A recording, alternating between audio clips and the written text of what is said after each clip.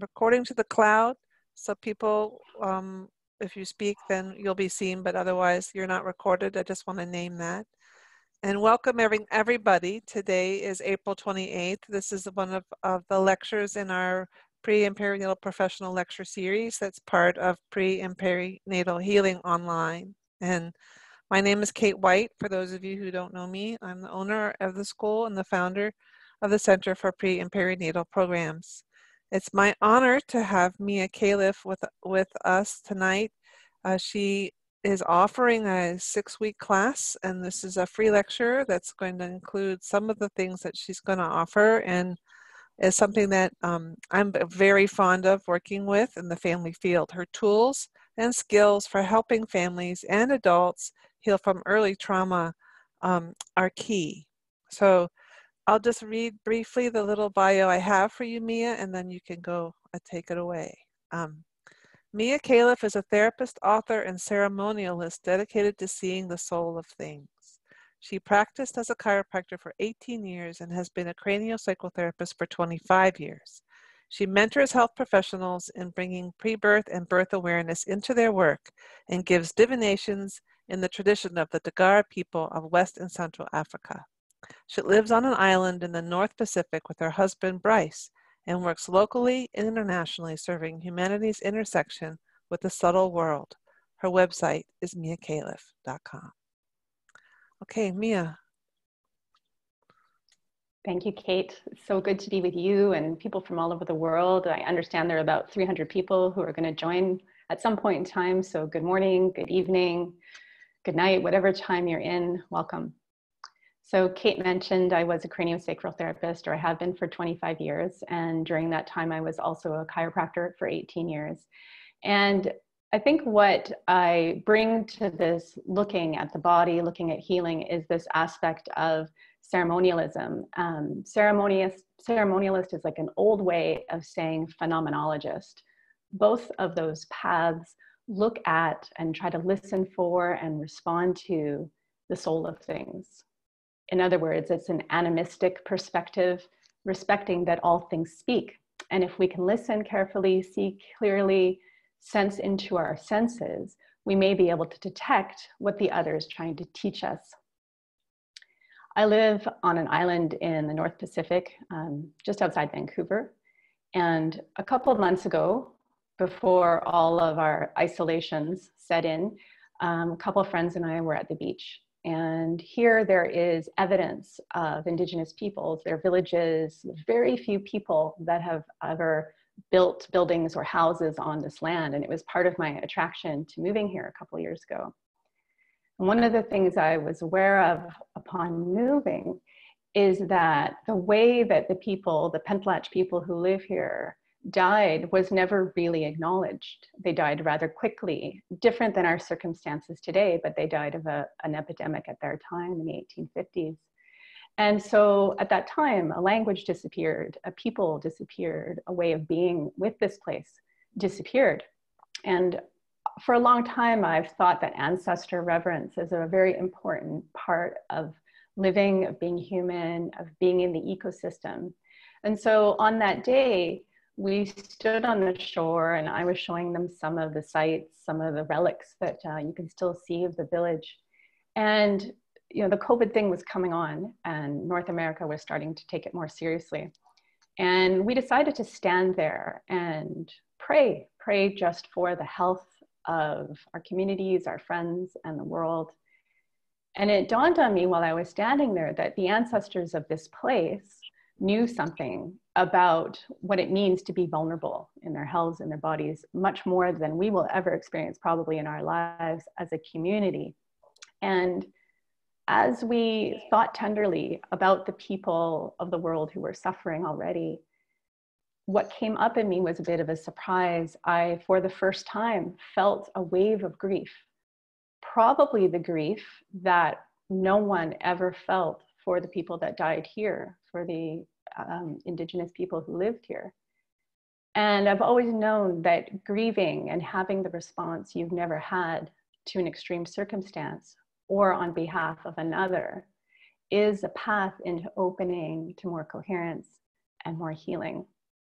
So as I give thanks to the land that I'm on, I remember the Pentlach people and all of the nations that have lived here and have made their lives here.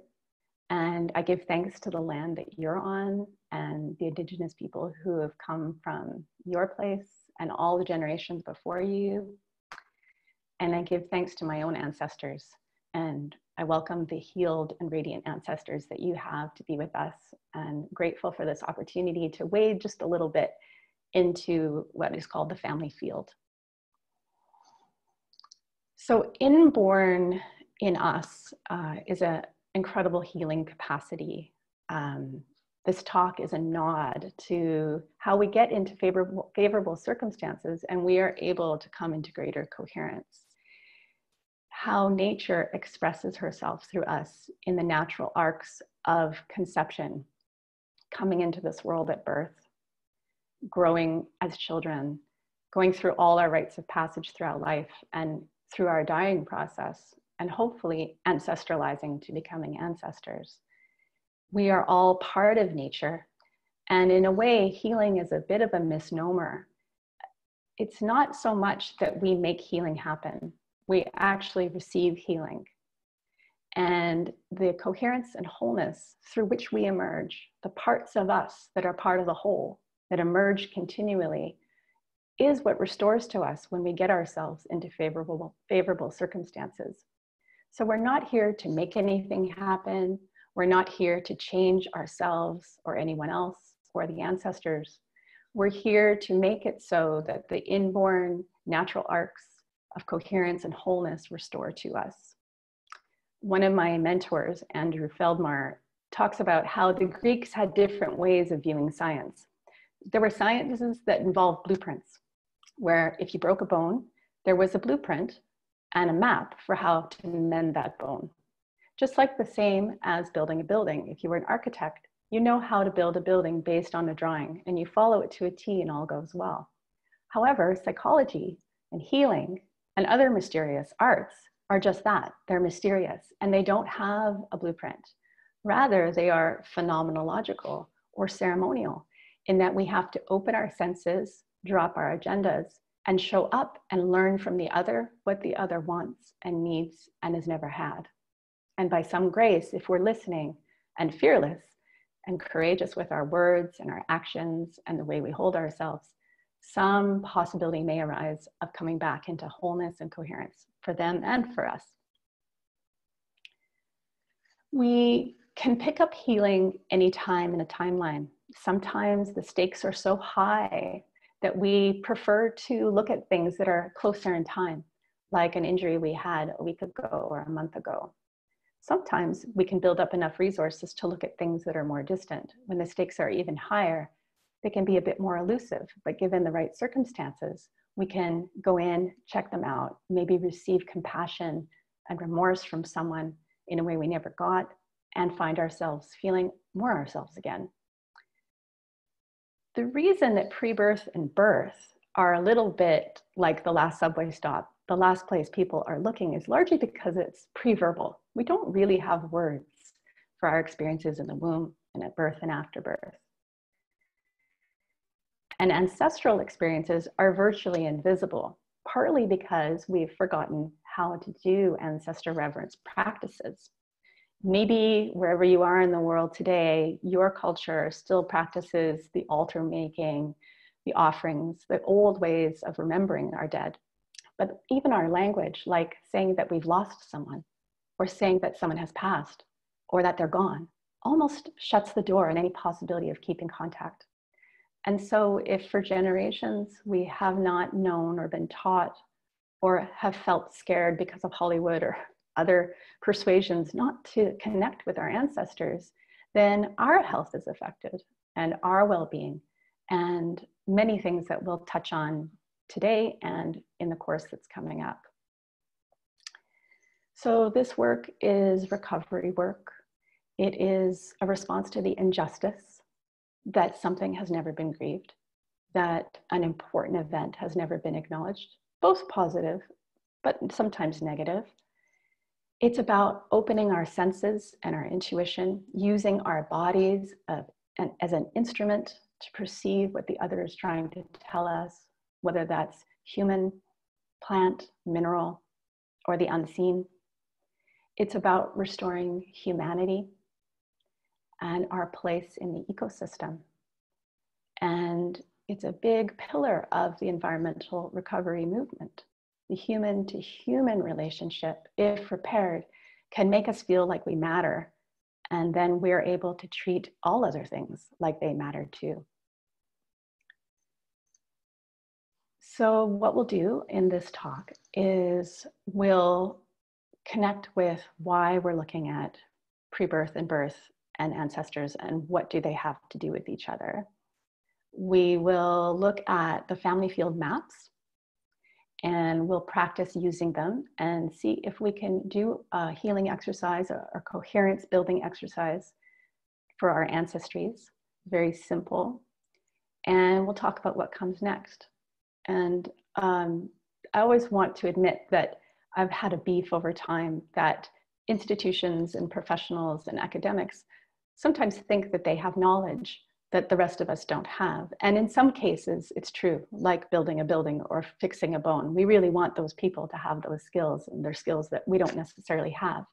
But when it comes to the phenomenological or the ceremonial or healing, we all have it inborn in us. So I feel like I like to make everything accessible. I like to try to take large, maybe scientific or spiritual concepts and make them rather simple. So everything you hear and see in this talk, it's not necessarily that it is for kindergarten, but it is definitely made in such a way so that no one feels like they don't get to connect with their birthright, which is these inborn healing mechanisms. So I believe all of us can do this work. You don't need to be trained as a professional or as a healer. And I take a lot of joy in thinking that maybe there'll come a day where all this will be taught to children. But since it isn't, let's just enjoy ourselves for now. So before we jump in, I believe that all of you have had an experience in your life where you felt very well, where you felt your body was relaxed and radiant, or your mind was at ease and content. It could have been because you just had a really positive experience, or you felt love, or you felt loved. It could have been a time where a positive thing happened to you. And all of you have set foot into that domain at some point in your lives. For me, it often feels like a feeling of a swelling energy, something that expands out beyond my body and makes me feel very grounded at the same time. Sometimes I just feel in the company of the sweet song of the world, and I feel elated and content. I want you to take a moment, just in the privacy of your own senses and your own mind, to see if you can conjure up what comes to you, even if it was fleeting, and just turn the volume up a little bit so that you can really feel that feeling in your body.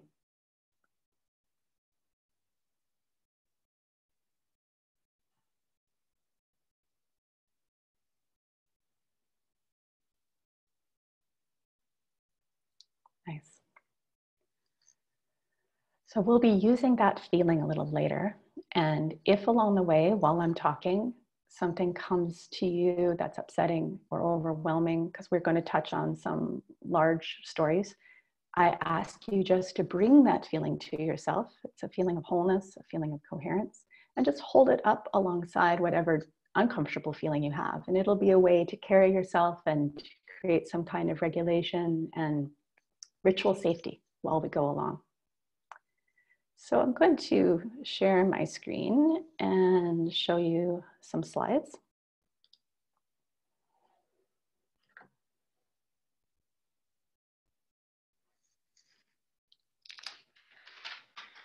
And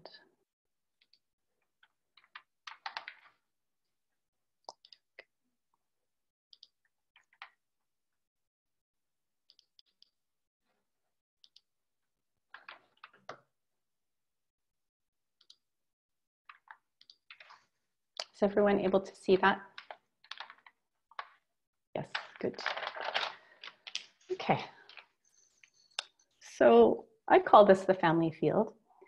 And this came to me about, I was thinking about it today. I could barely remember, but I think it was something like 12 years ago. And at the time, I didn't know anything about constellation therapy. And someone said, have you ever heard of Bert Hellinger's work? And I hadn't. I was quite a bit younger then and maybe less experienced in the world. But this has echoes of different ancestor reverence practices. I'm also very influenced by the work of Dr. Daniel Forth. So you'll see, if you've studied around and heard different takes on how to work with the ancestors, you may hear certain flavors. But this just showed up quite a while ago. So we're looking at our blood relatives. We could be talking, as I shared that story earlier, about ancestors of place. So we're talking about our blood ancestors and our other types of ancestors, like ancestors whose lineages we've joined, spiritual practices, the ancestors of those lineages, or of teachers who have mentored us. Those are also lineages. But for the purpose of the family field, we're talking about our blood ancestors and adoptive ancestors, if that is your case.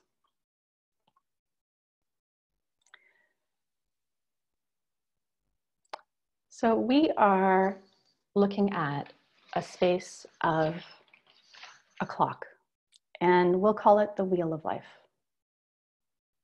And the wheel of life, without numbers, is an open spiral. It's not a closed circle. But let's imagine that up at the top, we have 12 o'clock. And over to the right, we have 3 o'clock. Below, we have 6 o'clock. And off to the left, we have 9 o'clock. And up around midnight, just the few minutes before, let's say 11:57, we have the time of life where we're preparing to leave this world. And just after midnight, at around 12:03, would be just a conception, the time where we're entering this world. And if we continue to grow and have the good fortune of a life that grows and continues into childhood, we come to 3 o'clock, where we are maybe an older child. And as we wind around the wheel of life down towards 6 o'clock, we're coming of age, perhaps getting married or finding a partner or entering the workplace, however coming of age looks like to you, and progressing past 6 o'clock, deepening into our soul's purpose, our offering in this world, whether that's with another or in a group, and coming up to 9 o'clock, we're entering a coming of age, like coming into elderhood, possibly. And between 9 o'clock and 11:57, we're becoming elderly, we're ripening in our bones, turning golden, preparing to release back into the world all that we've accumulated in the form of wisdom. So if we're looking at the ancestral realm, we're looking at those minutes in between 12:57 and 12:03. There's this slip of time in the minutes just before midnight and just after that are of interest to me in our talk today. How do we get remembered on our way out? How are we carried out? How are we thought of in our lives, in between lives? And how do we get welcomed and stewarded as we come into this world? So the minutes before and after midnight are the ancestral and the pre-birth realms. And the reason I believe the two are related is that the way that we are conceived and the way that we are born are such densely innervated, potent hours, weeks, months, and let's call it a year, inside of which we get a lens into the whole wheel of life. How things play out at our conception, how they play out at our implantation. What is the world like when we're discovered, growing in our mother's wombs? How are we treated, celebrated, welcomed? What is birth like? And all the growing time before birth. to me, this is a very concentrated window through which to watch all the themes of our lives, both our ancestors' lives, our lives to come, and certainly what's going on in our family at that time. I believe that ancestor reverence enhances the health of babies when they're arriving and growing in the womb. And I believe that the way families are with the babies that are arriving enhances the ancestral realm. So I'm choosing to speak about these two very potent, hard to see times and coupling them together. When we heal pre-birth and birth, we support the ancestors. When we support the ancestors, we bring ease to pre-birth and birth. So as we're growing in the womb, it's like we're coming into relationship with all the subtle signals that have come before our arrival. The energy of our parents, their intention, how are they getting on? Is there one parent with a donor? Two parents with two donors? Is there a couple who's willing to be together? Or am I a miracle and I've just shown up with no one knowing that they wanted to have me until I've arrived? Or is it a challenge to even embrace me because this wasn't a plan that I was coming here? There's a whole range of possibilities. And as we're coming into form, as we're just starting to hover over and within the cells that are becoming us, and we begin growing our body from the inside, we're beginning to resonate with the leaves and the branches and the nest that's around us. We're beginning to learn about what the outside world expects of us. And we can even, I believe, hear the resonant, distant calls and former experiences of our ancestors. The embryo does not end just because you grow into a child and teenager and adult. The embryo is like a portal that continues streaming information from the past, from the present, into our bodies, informing us about all that is unformed. I'll say more about that tonight and in the weeks to come. As we grow as children, we have those early influences, those early impressions confirmed or refuted. If there were some unwanted experiences in the womb, but we're being contained with love as a child or a baby, then some of those things can settle down and the wheel of life becomes gentler, smoother, easier. Or some of the themes that were present in the early times are starting to get reinforced. We start to learn about what our body is going to grow like and our posture. It's not random. It's not just about how we look. It's about how we're responding to our environment still, even if it was in the past.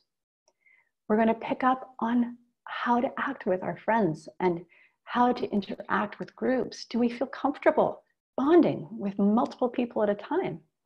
Are we comfortable being in the center of attention or leading? Do we hover around the outside? Do we wait for others to choose? Many of these things are informed by pre-birth and birth and the guidance coming from our ancestors and many other places. Some of our hardest habits, addictions, be them mild or major, can have roots in pre-birth and birth and in the lives, the ungrieved aspects of our ancestors' lives. How we grow older, how we settle in, what we find comfortable, our routines, our habits. Many of these things are still growing through the wheel of life with us and have their roots from before in early times. As we prepare to die, and this is an actual photograph taken with a special camera, the sequence that we participate in, the layers of sequences we participate in as we prepare to leave this world have echoes from how we entered, and echoes from how we were loved, and echoes from the lives before us.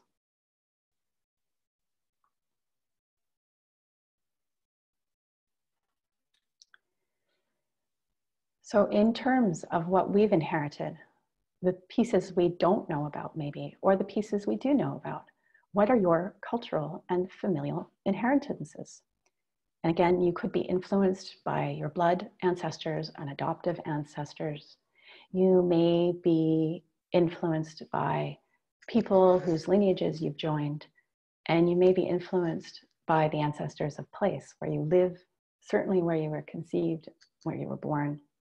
But for the purpose of where we're going next, we're going to look at blood and adoptive ancestors. We're going to look at our most recent ones and then go towards our more distant ones. So when I talk about my blood ancestors, I come from the Jewish peoples of Belarus and Russia, and Siberia, and Austro-Hungary and Romania.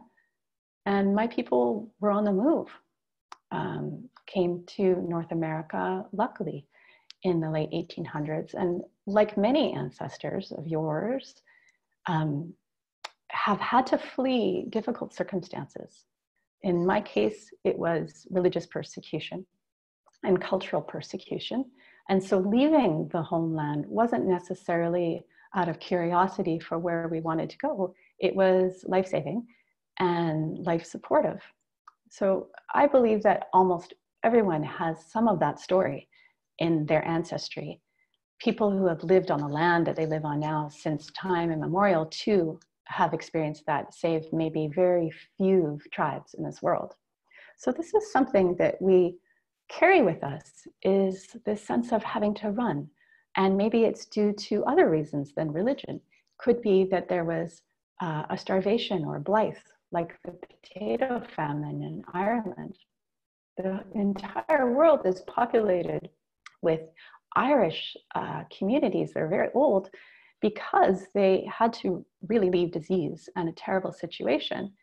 And you may come from another country than the one you're in now. You may have lived where you are for many generations, but it doesn't mean that you haven't at some point experienced the duress of some kind of pressure from another person or another group.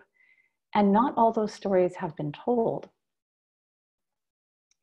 I remember that my great-grandparents were very happy to tell stories, but they never spoke of what was on the other side of the boat that brought them here. And we know that people die en route and they're sick en route, and God knows what else happens. So these are all things that resonate in our ancestral fields and maybe have never been grieved. Maybe your family was touched by World War II, or the Great Depression before that, or Darfur, Rwanda. There are many cultural genocides that are still going on in the world today, both sanctioned from a tribal perspective or from the government. So this may be a time to just bring in that resonance of wholeness that you've experienced. Not to say we won't look, and we won't see, and we won't remember, but it's just to hold a little support around these very big stories that are in all our fields. Your family may be from the former Yugoslavia, or from Lebanon, or Syria, or Jordan, Yemen, Kuwait, somewhere where great injustice has befallen the people and justice hasn't been seen yet. So if we don't get to have a response to overwhelming circumstances, whether they're personal or communal, that is where a traumatic imprint ensues. If we're able to have a bite, a kick, a fight, a scream, or be able to run, and have someone really get what we've been through with compassion and remorse, and the ability to look at us and see us for who we are, chances are those experiences don't hang in as deeply as they do, as they can.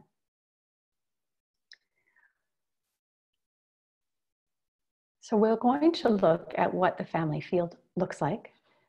Very simple images, but a map for how to perceive the past and how it enacts on our present. Let's say that the family field is a conceptual space, a place where we arrive into. So I've shaped it somewhat in a womb shape. this U shape.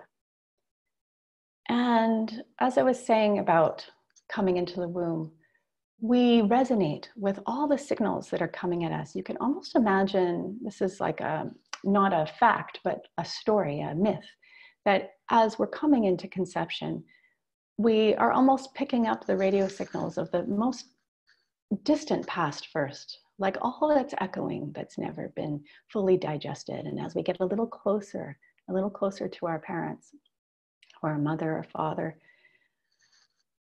we start to pick up on our more recent ancestors and our more recent cultures. But it's kind of like a satellite coming towards Earth, picking up the last radio signals that have been echoed into the universe first, and then the more recent ones as we come closer. And we could say that the left side of this family field is our father's lineage, and we could say that the right side is our mother's lineage. Now, these colors and shapes, red star, yellow square, blue hexagon, green circle, are random, but they're all there to represent events that our ancestors have been through. We could say that a red star is fleeing from our country of origin. Or it could be personal. It could be that somebody was forced to fight in a war and behave in a way that was so conflicting that they never got over it. We could say that a blue hexagon is sexual abuse in someone's history that never has been dealt with or taken care of or spoken of. And we could say that a green circle is that a child died and no one ever grieved that child or told anyone that the child died, or prenate. So we can affix any symbol and any color we want, but they are here to represent all that has been undigested in the family field. And so when your parents come into their lives through your grandparents, they may or may not pick up on these shapes and these ungrieved resonances. In this case, a red star that maybe began as an unwilling soldier may show up in your father as heart disease. It's not always cause and effect. The yellow square, which may have started as some form of betrayal between a couple, could show up in your father as prostate issues. We don't know. There is no map of fortune telling or fact. It's simply to be able to engage with these objects, these colors, and the humans who own them and wear them, and see what they speak when we come into a coherent and resonant field with people. And anything could be the case here with the mother. Now, when you're conceived, like, you may or may not pick up on some of these inheritances. It looks like in this picture, the child has resonated with something from the mother's line and something from the father's line. The symptoms may be similar to what the parents encounter, or they may be different. Our work is one of differentiation. We want to practice applying coherent vibrations, gestures, movements, words, and ways of being that give each other and give ourselves a sense that we are not the thing that happened to us or to our parents or to our ancestors, while we still hold compassion for what did happen, either to us, our parents, or our ancestors. So it's like bringing a little crack of sunlight in between the structures so that we're not erasing history, but we're bringing light and coherence and health that's inborn into the front, into the forefront. So if we're looking at this family and we're asking, well, what is it that the child is suffering with? For example, it could be a child who's so-called colicky, who's having digestive problems and crying inconsolably and up all night. Many times when I've worked with families who have a colicky baby, the mother and the father, when asked, and we start to go into an intuitive process, realize that there are things the child's crying and their concern for their child's crying reminds them of that they didn't have enough support from their parents because their parents were overwhelmed, or somebody went through a hard time and everybody had known it, but nobody was talking about it back then. Oftentimes, when the parents are able to settle down and with support go into their phenomenological selves, they can actually hear what the child is speaking. And they can go from a situation where these colors and objects are very solid and charged to a place where the objects and colors are subdued now.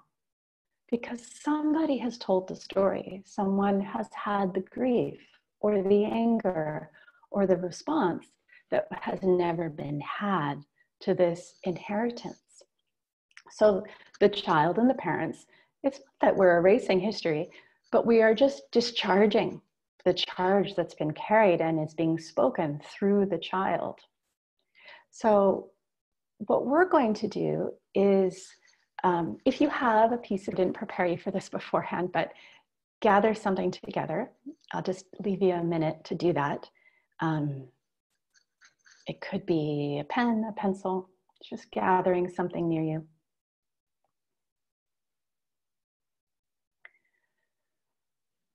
What I'm calling an object in the field is a composite of all the related inheritances that are contributing to a symptom you're having in your life.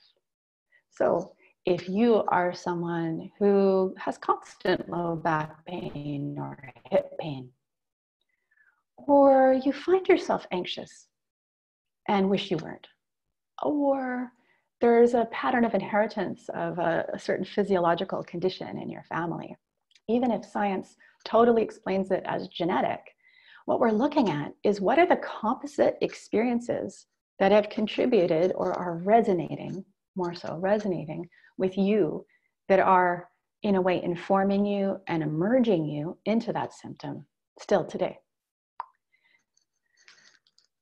So if we look at the composite family field now, this would be 3 generations of recent ancestors. Down at the bottom, we have this first family we're talking about, babies at the bottom, which could be an adult, could be you. And then we have the mother's lineage on the right, and the father's lineage on the left. We have grandparents, great-grandparents, and great-great-grandparents. You could imagine that this chart actually goes on and on until we're back into, first humans. It actually would turn into a diamond because there comes a point where we share more ancestors than we don't. So it would actually taper up to less people. But what you can see is that these colors and shapes run patterns up through the generations. The red star goes back in time. The blue hexagon goes back in time. And so do the circles and stars. So what are these ungrieved experiences that our ancestors have had that are contributing to a symptom in our lives?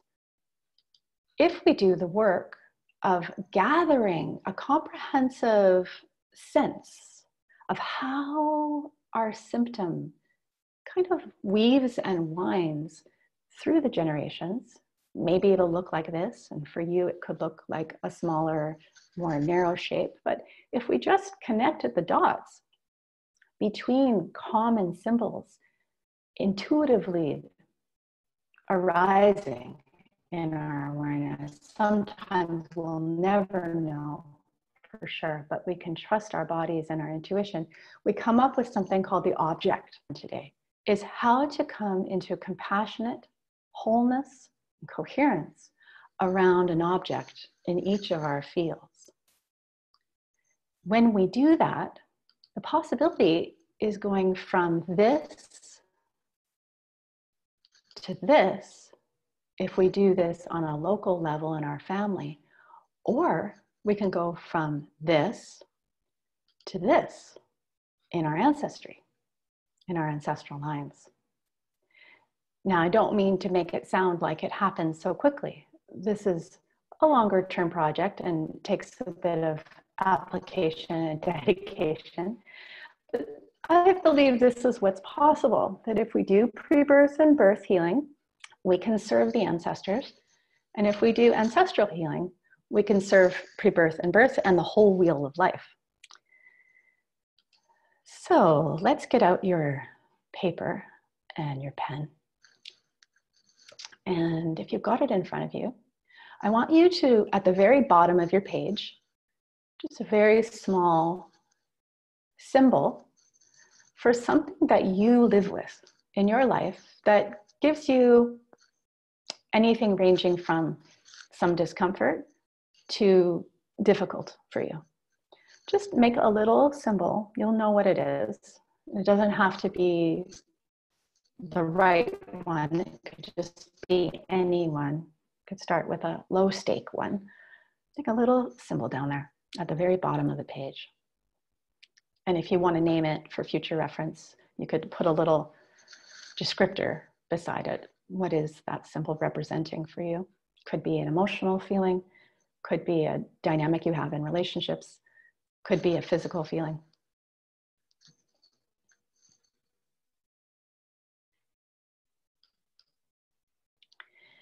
And then I want you to draw a small U so that it intersects with that symbol you just made, so that your symbol ends up in the bottom of the U at the lowest part of your page. And then as best you can, mimic this drawing where you make U's above and above and above, so that you're kind of designing a generational family field map. You don't have to have it look like this. It could just be a U. So you're drawing from the bottom of the page towards the top of the page, U's upon U's, and doubling them each time you go up.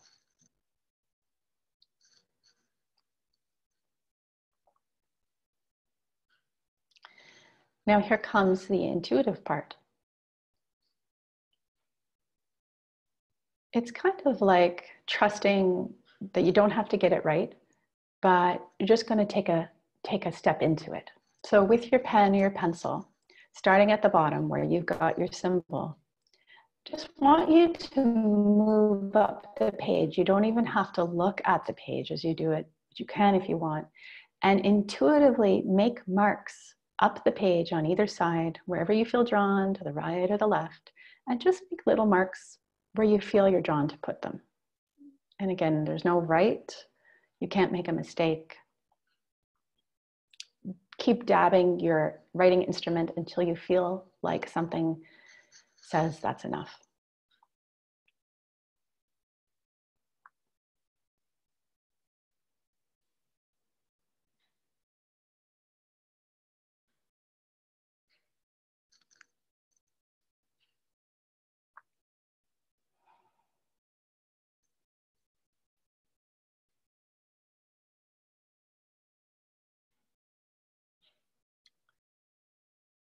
And so just taking another moment to make sure you feel complete-ish.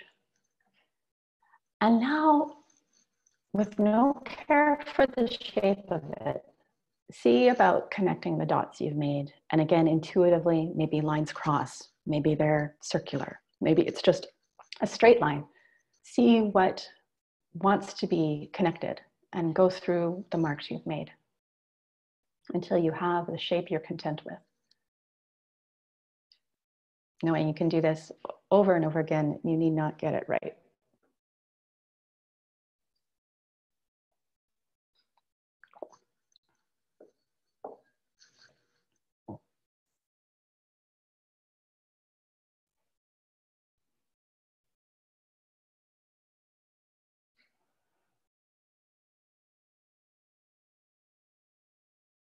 You're free to fill in the spaces in between, leave them open, scribble, do whatever you feel is right for your family field map.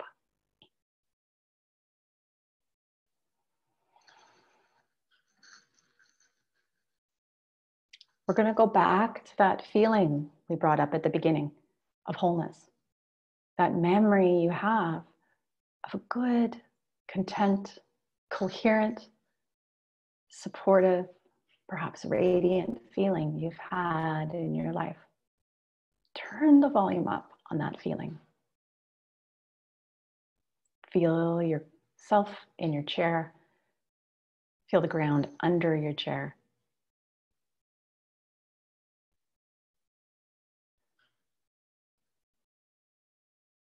And give yourself permission to turn the volume up on a welcome sensation.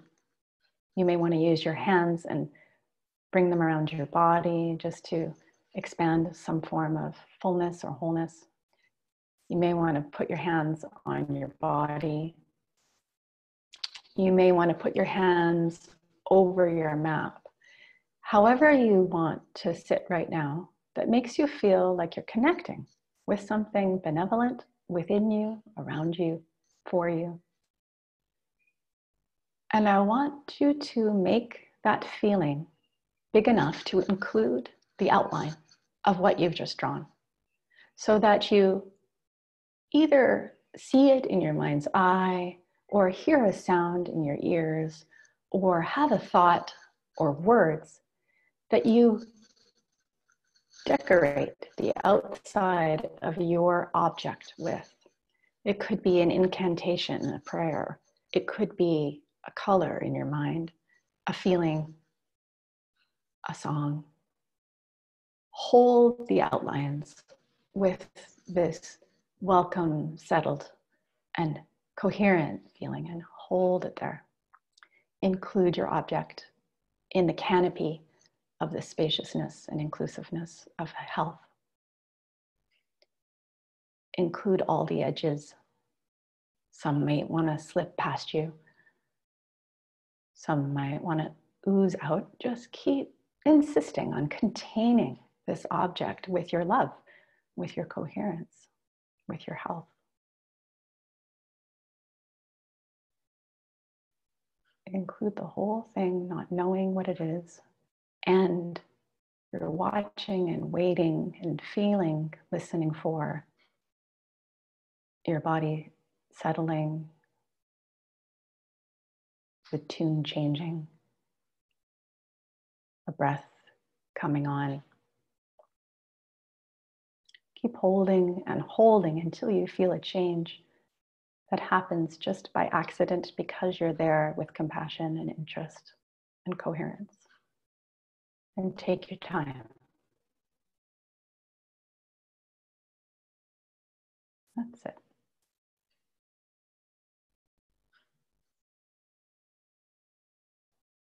That's it.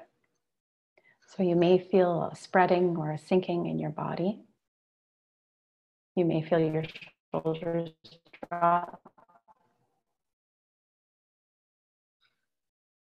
Your thoughts might change. A new word might come. Look for whatever it is.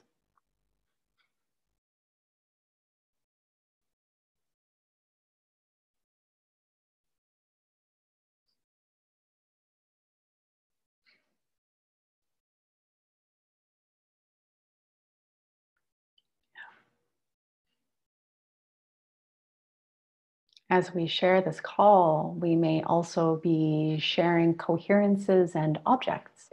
We don't know right now on behalf of who we're actually holding this for.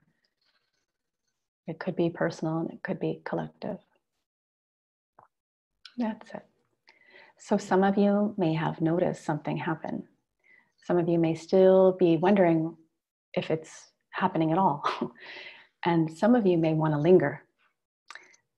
I invite you to accept whatever is yours and consider that what you're doing is you're letting a little bit of light into your family field simply by being in a natural state of your own health.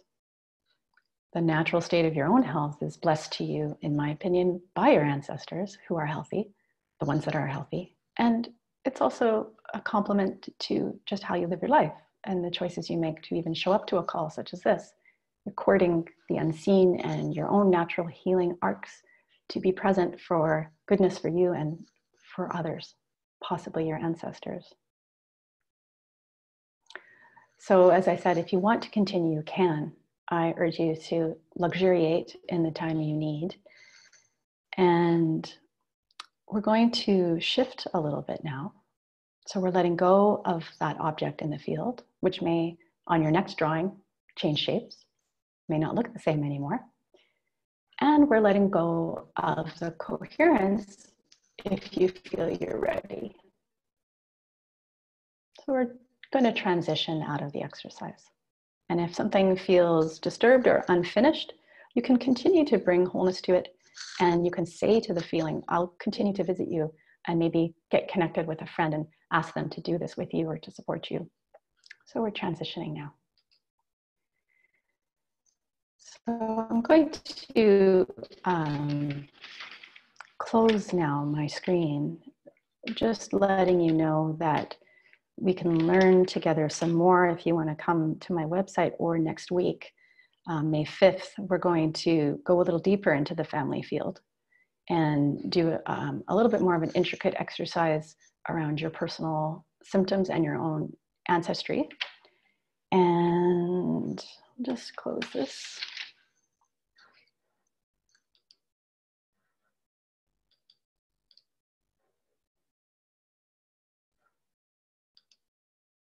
Have I unshared?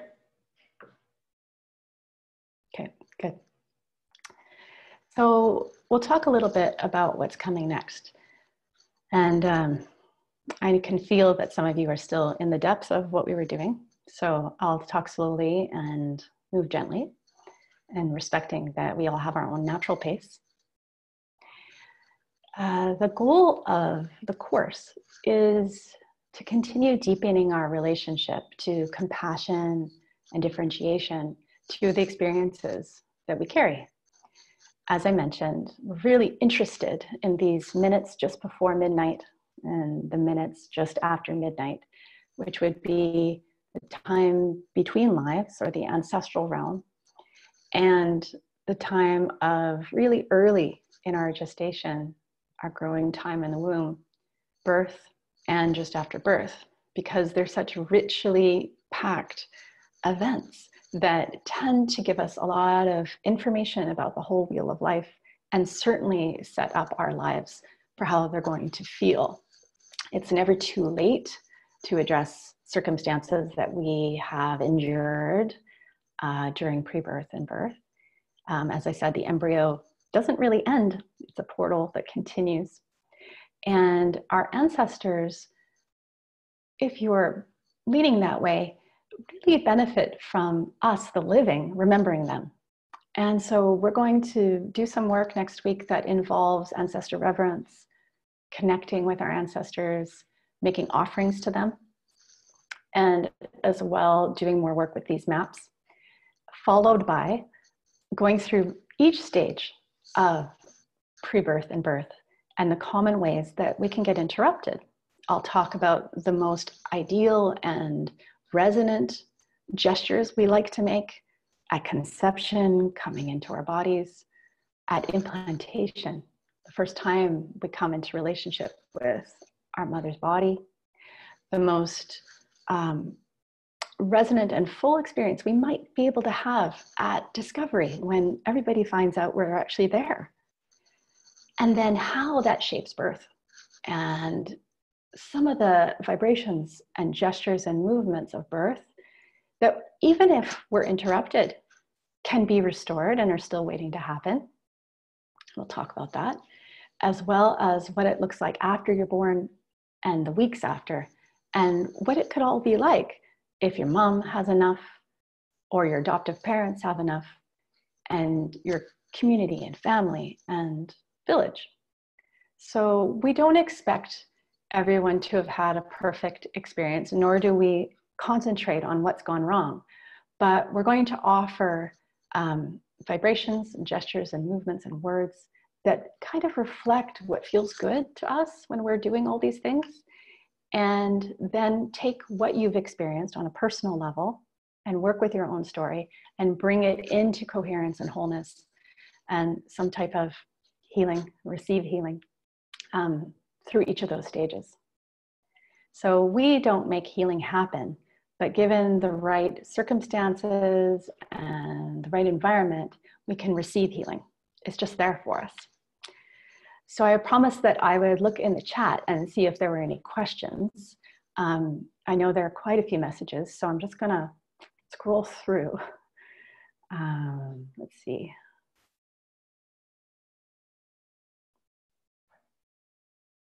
No questions there yet, but take a moment and see if there's anything that you would like me to answer either about what we just did or the upcoming course.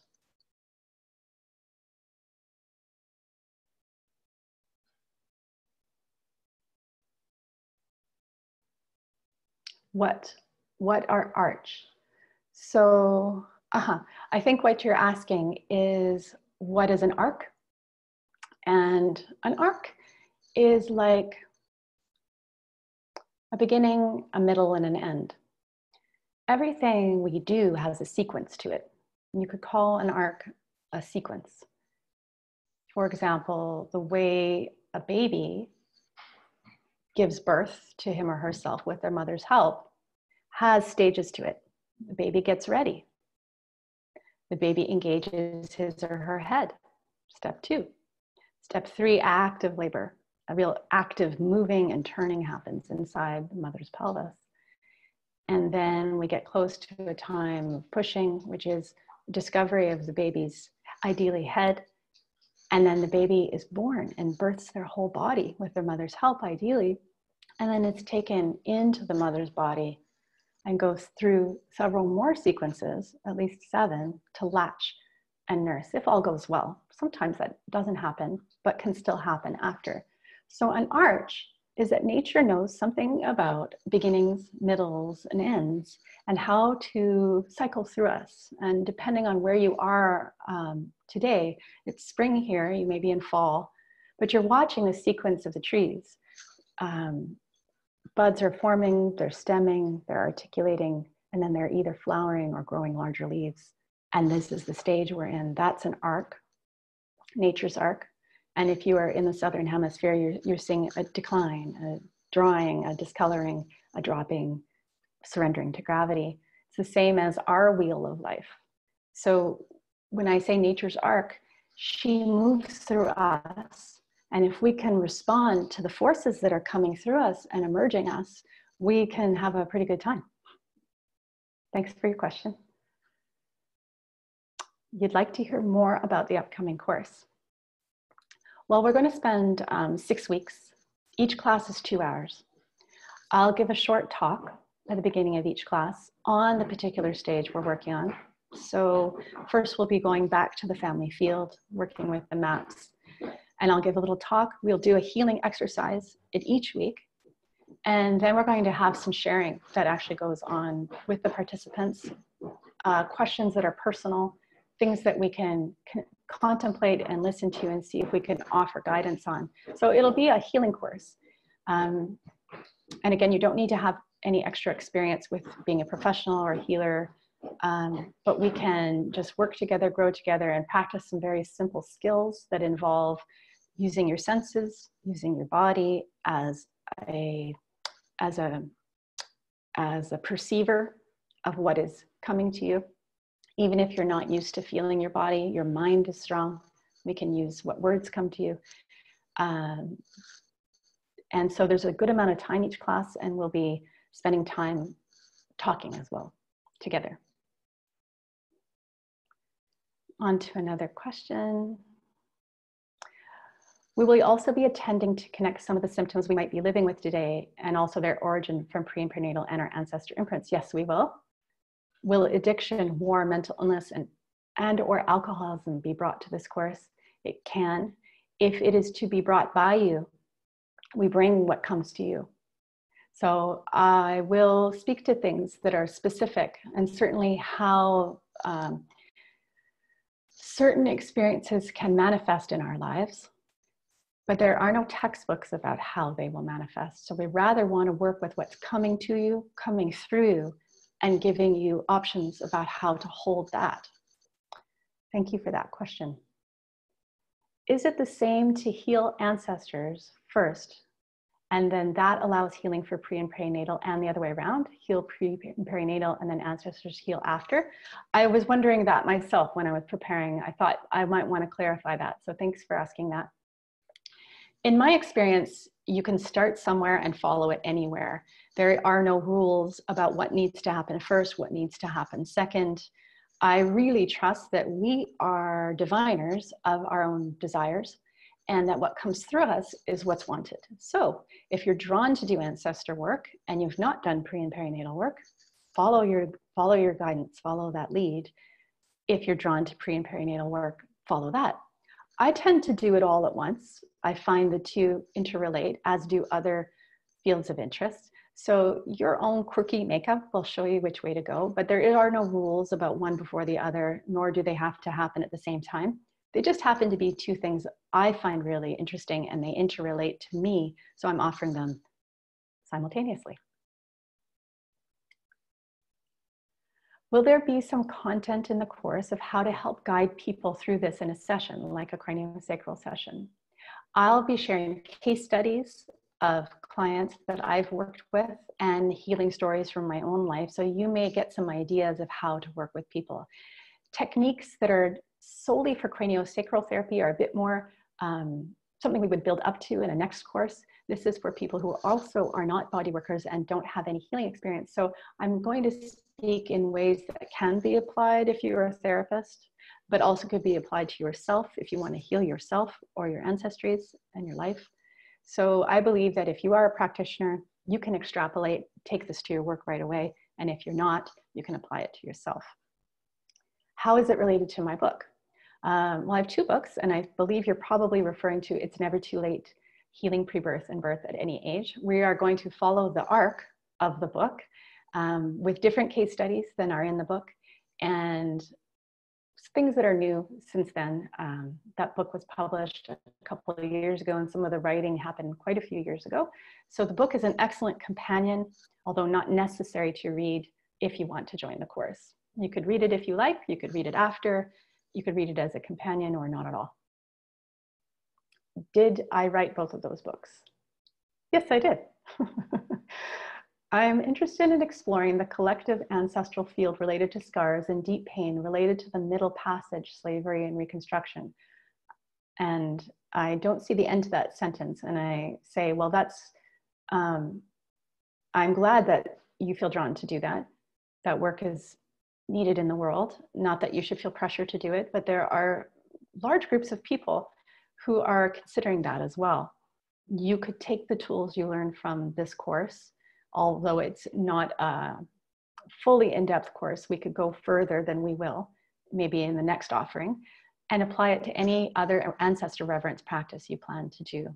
So these are important objects in the field: slavery, Reconstruction, all the oppressions that have been in our world could stand to have our loving attention. And so we're going to journey safely and gently and with ritual safety to take care of what comes to our awareness as we work. So Kate has shared the registration link there for the class. I think this person maybe finished their sentence about slavery, Black, Brown, and Indigenous bodies and the current state of health disparities. Yeah, we have, I will call it a crisis in the United States. There's a great disservice being done to women, especially of color, and mortality rates are much higher in that population. And there are some very powerful and effective groups that are working on that right now, and the work we'll do can add to that. Another question. I'm wondering what impacts I might see from engaging in this work. Well, everyone's going to be different, and I'm not one to guarantee anything because these are things that are out of my control. However, should things go well, I can say what I've experienced in my life. My posture is longer and more relaxed. I have less pain in my body. Certain low-risk disease processes that my body was engaging in, nothing serious though, have abated. And my intuitive capacities are stronger. I'm able to trust myself more and be able to discern subtle clues of where I'm being asked to take my attention more readily. So that's me. And I've been practicing for probably 30 years. So we're all on this path together. We're all students together. And you may have an intention for what you'd like in your life. And sometimes when we state intentions, they can move us in directions that benefit us. So I think that when we work with the ancestors, I don't think it can only be for our benefit. I think that there has to be some natural sense that we wish to care for them as well. I started my interest in ancestor work because I wanted to change something in my life. And partway through the journey, I realized, wow, I'd really like to get to a place where I'm not trying to get something for myself out of this. And I didn't think it was out of the ordinary to want that. Sometimes it's the challenges we have in our lives that drive us to look at our ancestors and our pre-birth and birth, and that's valid. So trust that if you're having an urge to show up and hear all this and work with it, that something is afoot for you, something that could be of benefit for you and beyond you. Can I access the course later, or will you offer it again? The course will be recorded, so if you register, you're free to work with it at your own pace. Is that right, Kate? Yes. So I don't know that I'll be offering this course again, but I'll be offering more courses. But if you're interested, you could register, and if you're available later, you can always keep the recordings and work on it at your leisure. Is there a class limit size? I don't think we do have a limit. No, we can accommodate you if you'd like to join us. Might this work be useful in navigating the pandemic? I believe so. I have a question about the exercise that we did. When we had to connect the different symbols to build the object form, did we have to connect the same form symbols along the ancestral line, or intuitively different symbols? That's good. I like that question. I believe that our health and the symptoms we live with are a composite of many influences, past and present. So I believe in the real world, it would mean that, like you experienced, multiple symbols would cross over and contribute. If I'm working on my mother's lines, and I'm trying to figure out why the women in my family had various different relationships to their sexuality. Some were really out there about it. Some were very repressed. Chances are I'm experiencing the resonance of multiple experiences throughout time and space that contributed to a sometimes this and a sometimes that. So there are no real single causes and effects, but for the simplicity of the maps, I do this just to get the concept. As we deepen into the work, we realize how multivariate it is. And yes, multiple symbols would cross over. And I would believe that in the multiverse that we really live in, there would be maps upon maps living beside each other. So for the sake of simplicity, so everyone can access it, I make it very simple, but you're right to guess whether it really is that simple. Okay, that looks like the end of our questions for now. So it's my honor to sit with you and to reach you and to share these wonderings I have. I know you've had some of the same. I thank you for your curiosity about how to be a more compassionate, engaged person in your own healing journey and the life of your ancestors. And may good things come to you and follow you, and you be in good health. And if we can, Kate and I, answer any questions leading up to the beginning of the course, don't hesitate to email us. And we look forward to working with you if we have that opportunity. And I recommend her book. This little exercise is the first one. I use it with clients. I really recommend, just if you can't come to the course, just to purchase the book too. Thank you all so very much for joining Mia and I, and we look forward to seeing you in our course, or if you just come to the classroom, look around. There's lots of pre and perinatal offerings there from this pre-perinatal special time. So But please send us an email if you have any questions. And thank you again for coming. Thank you.